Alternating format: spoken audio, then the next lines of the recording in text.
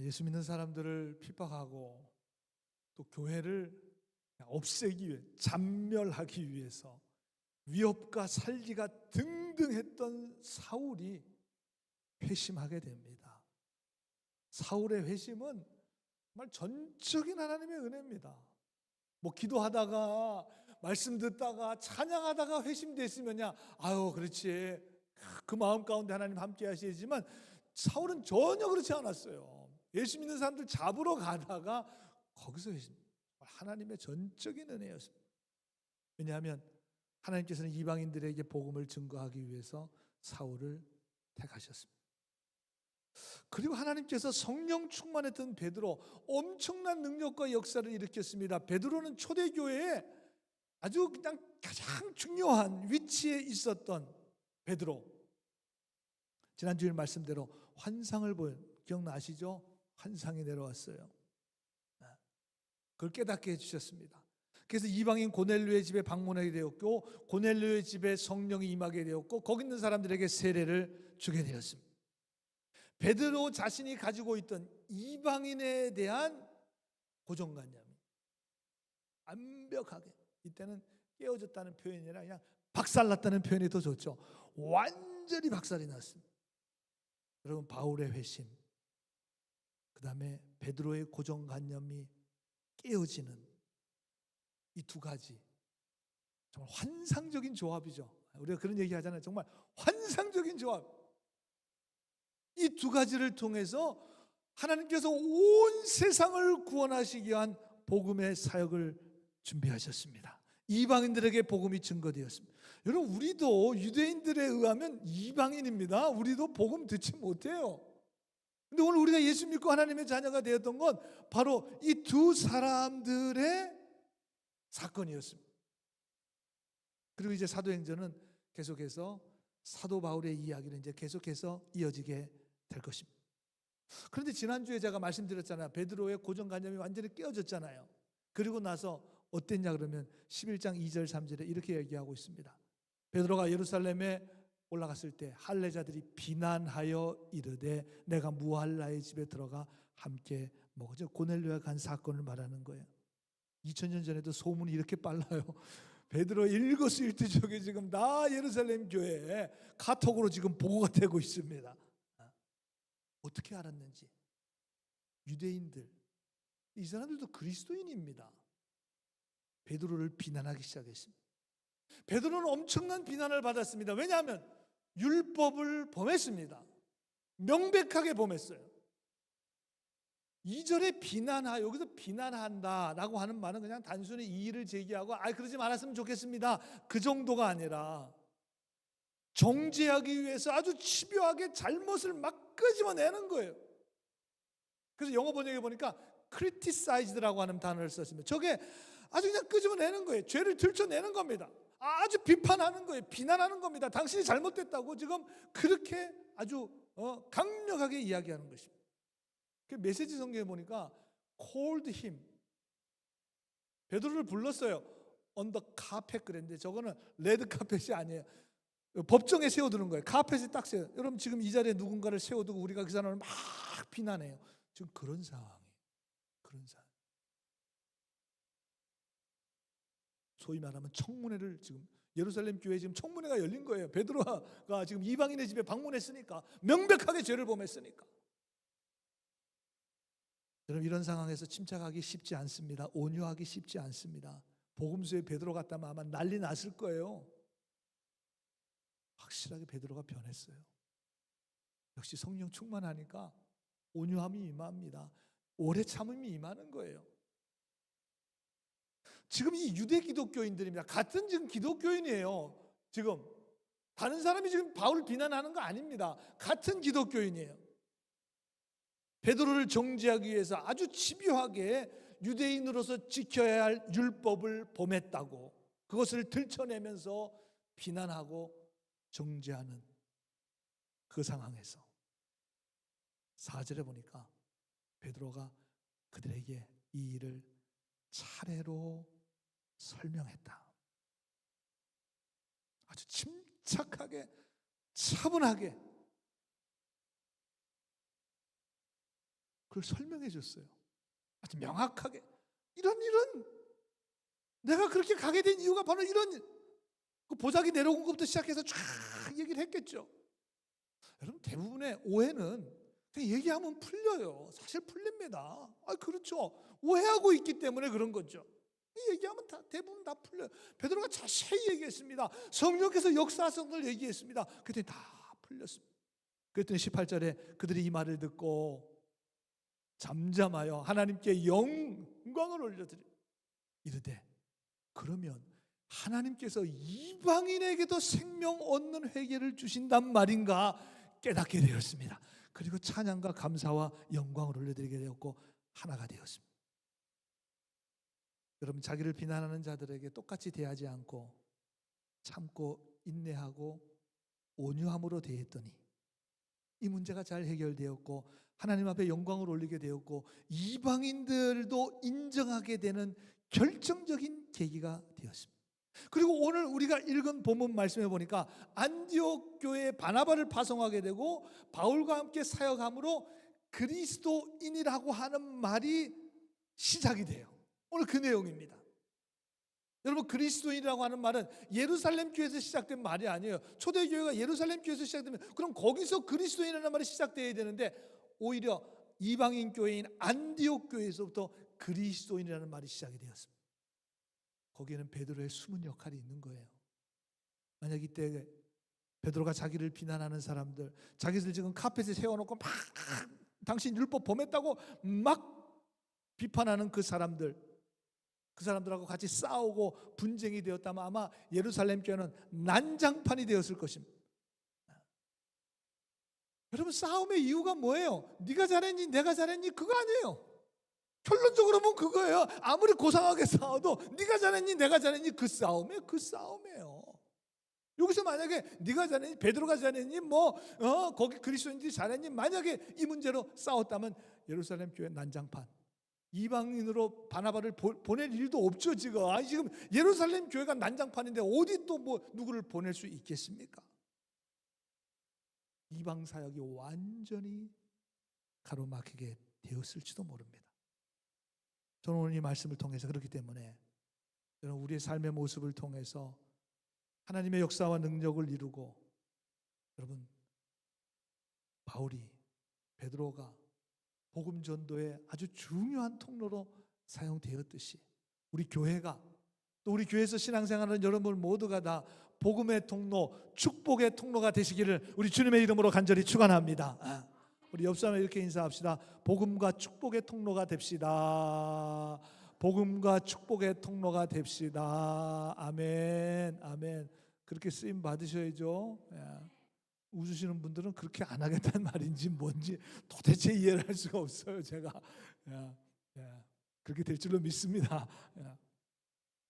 오늘 읽지 않는 1절에서 18절 말씀까지는 베드로의 인내와 온유함이 이방교회 안디옥 교회가 세워지는 통로가 됐습니다.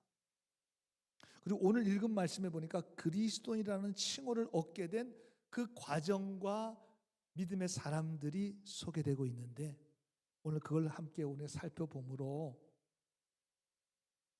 2000년 전의 말씀이 오늘 우리들에게도 동일합니다.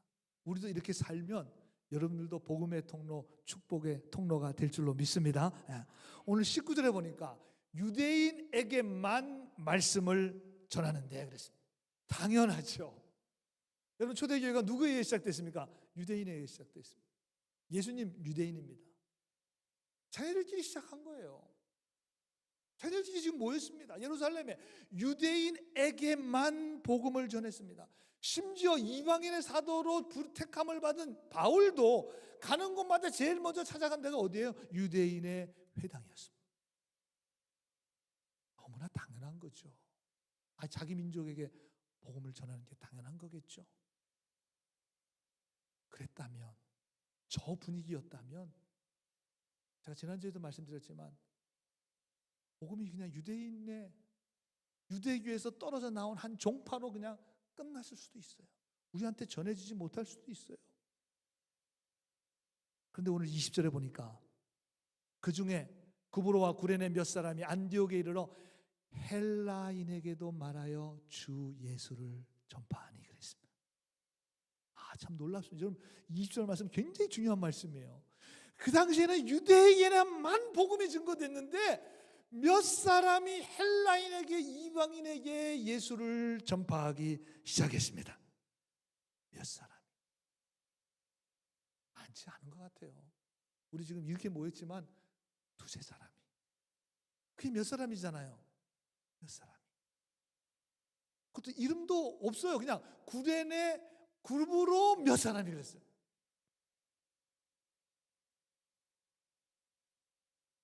여러분, 그들이 이방인에게 복음을 전하기 시작했습니다. 이 사람들의 이름도 별로 중요하지도 않은 사람들이요.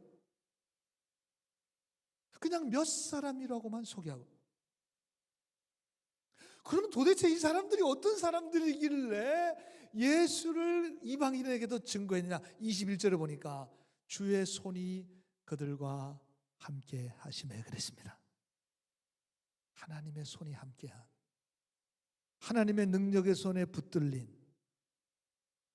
이 몇 사람, 이름도 기록되지 않은 이 사람, 그 몇 명으로 인해서 이방인 사람들에게 복음이 증거되게 되었고, 안디옥 교회가 생기게 되었고, 이방 교회였던 안디옥 교회에서 그리스도인이라고 하는 말이 시작된 겁니다. 정말 역사적인 순간에 몇 년 전에 한 10여 년 된 것 같아요. 제가 한국을 방문했을 때 제가 월곡교회라는 그런 교회 주일 예배 초청을 받아서 1부, 2부 예배 설교를 했습니다. 성북구에 있는 교회인데 그 교회는 제가 초등학교, 중고등학교, 신학교 시절을 보낸 저의 모교와도 같은, 저의 어린 시절이 학생 또 신학교 시절까지 배어있는, 원래 월곡동이 그쪽이 산동네입니다. 근데 그 지역이 개발되면서 완전히 그냥 아파트로 변하고 지하철이 들어오고 뭐 완전히 변해요.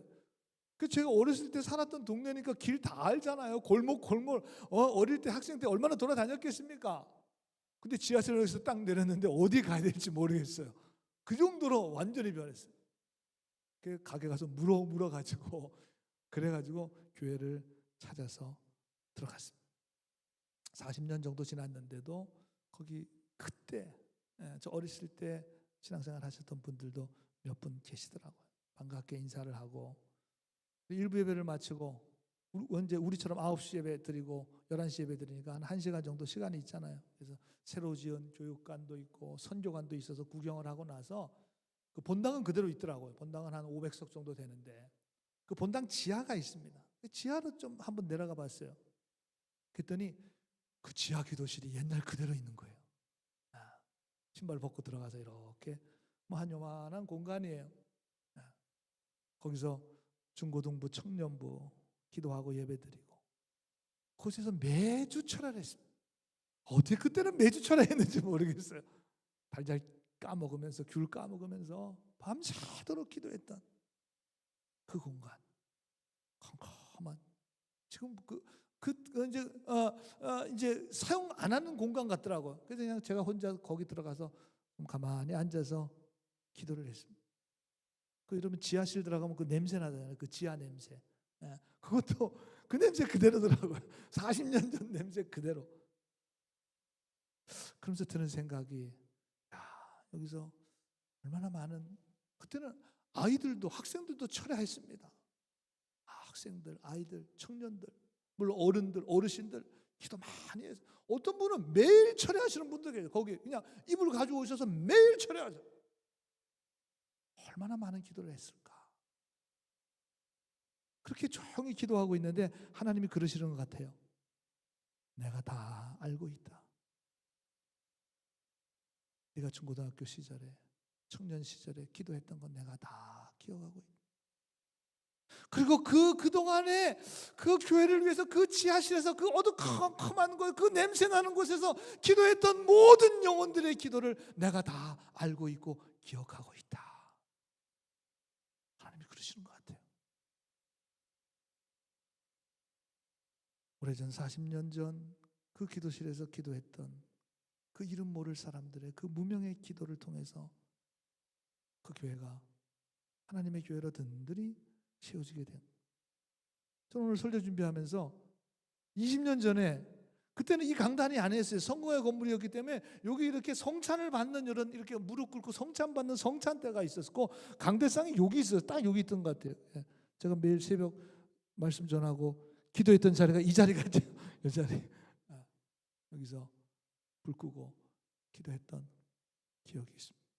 여러분이 지금 앉아 계신 그 자리, 누군가 20년 동안 그 자리에서 간절히 기도하셨고, 지금 여러분들이 그 자리를 지키시고 지금 기도해 주고 계시고, 그래서 이 하나님의 교회를 든든하게 세워져 갈 수 있는 이유는 바로 그거죠.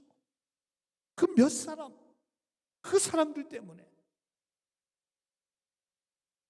여러분, 오늘 본문에 등장하는 이 무명의 몇 사람, 구레네 출신의 이 사람, 하나님의 손이 함께 하셨던 이 몇 사람을 통해서 하나님이 역사하셨습니다. 안디옥 교회가 세워지게 되었습니다. 그리스도인이라고 하는 칭호가 처음으로 시작되게 되었습니다. 여러분, 교회는 그렇습니다. 무명의 성도님들, 이름 없이 빛도 없이 저 캄캄한 아무도 봐주지 않는 곳에서 기도하셨던, 특별히 하나님의 손에 붙들려 거룩한 믿음의 삶을 살았던 하나님의 사람들을 통해서 지금도 복음의 능력과 역사가 이루어지고 있는 것입니다. 하나님의 손에 그 몇 사람이 붙들렸을 때 안디옥 교회가 세워지고 이방인들에게 복음이 증거되어야 되고, 그리스도인이라고 하는, 하나님께 속한 사람이라고 하는, 그리스도 예수께 속한 사람이라고 하는 거룩한 별명이 시작되었습니다. 우리들도 마찬가지예요. 여러분 누구의 손에 붙들려 살아가느냐에 따라서 여러분의 삶의 의미와 가치는 완전히 달라집니다. 여러분이 하나님의 손에 붙들릴 때, 하나님의 손을 꼭 붙들고 하나님과 동행할 때, 우리가 때때로 보잘것 없고 연약하고 부족한 나약한 우리 인생을 통해서도 하나님의 큰 복음의 역사를 이루는 거룩한 믿음의 인생을 살아가게 될 것입니다. 하나님의 거룩하신 뜻을 이루게 될 것입니다. 성령의 능력과 역사가 나타나게 될 것입니다. 복음 전파가 되어 많은 영혼들을 구원하는 역사가 일어나게 될 것입니다. 여러분, 초대교회 주의 손이 함께 하셨던 그 몇 사람, 그 몇 분들, 그 몇 사람이 바로 오늘 여러분들이 되시기를 우리 주님의 이름으로 간절히 축원합니다. 이방인들이 복음을 듣고 주님께로 돌아오는 역사가 예루살렘에까지 소문이 나게 됩니다. 그래서 바나바를 안디옥에 보내게 돼요. 23절에 보니까 그가 이르러, 바나바죠, 하나님의 은혜를 보고 기뻐하여, 거기에도 하나님의 은혜가 임한 거예요. 주의 손이 그곳에도 임하는 것입니다. 그래서 모든 사람에게 굳건한 마음으로 주와 함께 머물러 있으라 권하니 그랬습니다. 여러분, 바나바는 지금 제가 벌써 한 3번째 말씀드리는 것 같아요. 사도행전에 지금 계속 소개되고 있는 인물, 아주 친근한 인물입니다. 안디옥 교회로 파송을 받아서 그가 한 일은 사람들의 마음에게 굳건한 마음을 가지라고 권면하는 거예요. 그럼 바나바가 권위자입니다. 권면하고 위로하는 사람이에요. 전문가입니다, 이 사람 아주. 우리 성도님들의 모델이에요. 권면하고 위로하는 사람. 권면하고 위로하는 사람. 굳건하라고, 굳건한 마음으로 주와 함께 있으라고 권면했습니다. 여러분, 이 굳건하니라고 하는 말, 원어의 뜻은 펴놓는다, 마음을 활짝 연다, 그 말이에요. 누구에게 마음을 열겠어요? 주님께로 마음을 활짝 펴놓는 것입니다. 주님께로 마음을 활짝 열어놓는 것입니다. 내 마음과 심령을 주님께로, 주님이 내 안에 들어오셔서 나와 함께 삶을 살아가는 것이, 그게 굳건한 믿음이라는 것입니다. 주님과 함께 동행하는 것입니다. 마음과 심령을 하나님께 활짝 열어놓고 세상 유혹에도 흔들리지 않고 하나님의 거룩하신 뜻대로 살아가는 것입니다. 그게 굳건한 마음으로 주와 머물러요. 그래서 NIV 영어 성경에 보니까 He encouraged them all to remain. remain이라는 말이 계속 머물러라 그 말 아닙니까? True to the Lord. 주님께로. With all their heart. 너희들의 마음을 활짝 열어놓고 주님과 함께 계속 머물러야 한다. NRSV 영어 성경에 보니까 all to remain faithful이라고 하는 말. faithful. 신실하게 머물러야 된다. To the Lord. With steadfast devotion이라는 말을 썼는데, 여러분 steadfast라고 하는 말은 확고부동한 거예요. 내 마음을 주님께 활짝 열어서 주님이 내 안에 확고부동하게 거하신 주님과 함께 살아. 메시지 성경에는 to stay. 여러분 stay라고 하는 말은 우리가 그냥 한국말처럼 쓰는 말 아닙니까? stay 함께 하자, 그냥 머물러라, stay 해라. With it the rest of their lives. 예수 믿고 난 이후에는 앞으로 너의 남은 삶, 그 전에는 어떻게 살았는지 모르겠어요. 그러나 내가 예수를 믿고 세례받고 성령 충만한 받은 다음에 그 나머지 the rest of their life, 예수 믿고 난 그 나머지의 삶은 주님과 계속 머물러야 된다는 것입니다. stay 해야 된다는 것입니다. 그게 굳건한 거예요. 우리의 믿음이 왜 연약한가요? 주님이 내 삶 속에 없어요. 주님께서 내 마음을 열지 않아요. 주님이 내 마음 저 구석에 보이지도 않게 거기 계세요. 내 마음 중심에 보좌로 모셔드리지 않아요. 그러니까 믿음이 연약해요. 조금만 바람 불어도 흔들리고. 주님이 안 계시니까. 주님이 내 마음 보좌에 앉아 계시지 않으니까. 주님께서 내 마음을 활짝 열어놓지 않으니까 그게 연약한 거예요. 그게 연약한 거예요. 근데 바나바가 가서 너희들의 마음을 활짝 열어서 주님이 계속 거하시도록, 주님과 계속 동행하도록. 그래서 안디옥 교회 모든 사람들이 다 바나바의 말씀을 듣고 주의 안에 머물렀습니다. 주의 안에 거하게 되었습니다. 그렇게 굳건한 믿음으로 살았더니, 그랬더니 오늘 26절이죠. 제자들이 안디옥에서 비로소 그리스도인이라 일컬음을 받게 되었더라 그랬습니다. 그럼 그리스도인이라고 하는 이름이 이렇게 나온 거예요. 그냥 하늘에서 뚝 떨어진 게 아닙니다. 비로소. 비로소라고 하는 말은 first라고 하는 말이에요. 메시지 성경에 보니까 the first time called Christians. First time called Christian.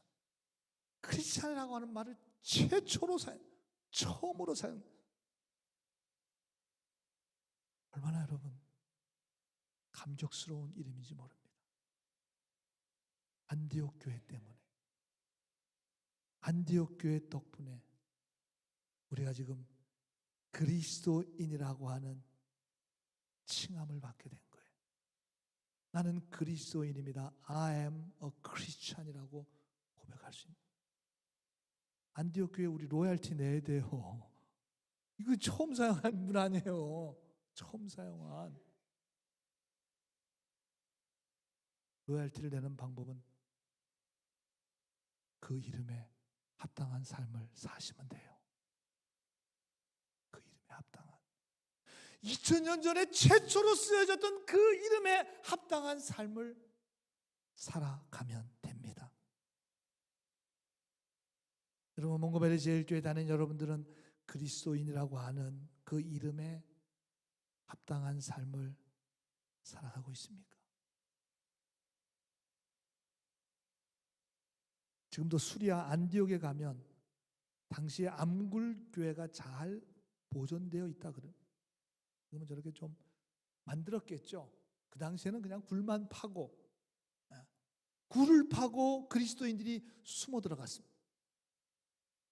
저기 산 중턱에 위치해 있는데 예배실 옆에 조그만 구멍이 하나 있어요. 겨우 한 사람 정도 빠져나갈 수 있는 통로가 산 위쪽으로 뚫려 있었다고 합니다. 왜냐하면 로마의 박해자들이 예배 드린다는 것을 알고 군인들이 와서 예배 장소를 덮칠 경우를 대비해서 비상 통로를 만들어 놓았습니다.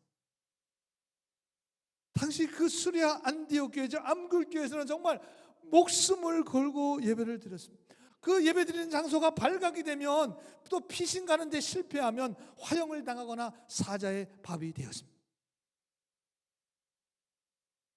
그럼에도 불구하고 그리스도인이 되는 것을 포기하지 않고 자랑스러워했습니다. 나는 그리스도인입니다. 나는 하나님을 예배하는 그리스도인입니다. 바나바는 말년에 그의 고향인 구브로 섬에서 순교하였다고 전해지고 있습니다. 고향 사람들 앞에서 참혹한 죽음을 당했습니다. 이유는 그리스도인임을 포기하지 않았기 때문입니다. 나는 그리스도인이 아닙니다. 이 말 한마디면 살 수 있어요. 목숨을 건질 수 있습니다. 그걸 포기하지 못합니다. 바울은 로마의 지하 감옥 속에 잡혀 있다가 참수형을 당했습니다. 그 이유는 그리스도인이기를 포기하지 않았기 때문입니다. I am not a Christian. 이 한마디만 하면 살 수 있어요. 편안하게 살 수 있어요. 그런데 그리스도인이라고 하는 이름을 포기하지 않았습니다. 사도들의 뒤를 이어서 안디옥 교회 감독이었던 이그나티우스 감독 역시 잡혀서 맹수의 밥이 되었습니다. 그 이유는 그리스도인이기를 포기하지 않았기 때문. 나는 그리스도인입니다. 여러분, 이렇게 해서 지금까지 내려온 이름, 이 믿음에 굳게 선 사람들로 인해 붙여진 이름이 바로 안디옥에서의 그리스도인이라는 칭호입니다. 이 이름을 함부로 가볍게 그렇게 쉽게 부를 수 있는 이름이 아닙니다.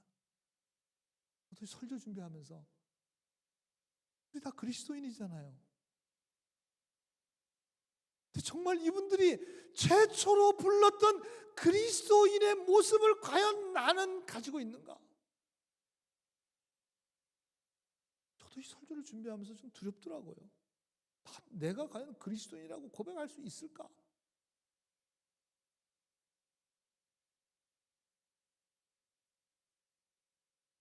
여러분, 그리스도인이라는 이름으로 불려졌던 이 사람들, 정말 그 이름에 합당한 삶을 살았습니다. 주님의 뜻을 위해서 어떤 신앙과 고난과 핍박 가운데서도 그리스도인임을 포기하지 않고 살았던 사람들입니다. 목숨 걸고 지켜냈던 이 이름, 나는 그리스도인입니다. 이유는 그거 하나밖에 없어요. 난 예수께 속한 사람입니다. 나는 예수께 마음의 문을 활짝 열어놓은 사람, 내 마음의 보좌에 그리스도께서 계십니다. 그리스도인의 이름을 포기하지 않았습니다. 오늘 우리는 다시 한번 2000년 전에 이 이름이 우리가 지금 흔히 부르는 나는 그리스도인입니다. 나 교회 다닙니다. I'm a Christian. 나는 그리스도인입니다라고 우리가 그냥 쉽게 얘기하는 이 그리스도인이라고 하는 이 참된 의미를 오늘 말씀을 통해서 다시 한번 우리 마음 가운데 다시 한번 새기며 이 이름이 얼마나 귀한 이름이고 얼마나 감동적인 이름이고 이것이 얼마나 우리에게 주는 의미가 깊은지를 우리가 다시 한번 잘 깨닫고 모두가 다 이 그리스도인이라는 이름에 합당한 맞는 그렇게 우리가 고백한다면 거기에 맞게 합당하게 살아가야 될 거 아니겠습니까? 그런 믿음의 삶을 살아갈 수 있는 저와 여러분들 모두가 되시기를 주님의 이름으로 간절히 축원합니다.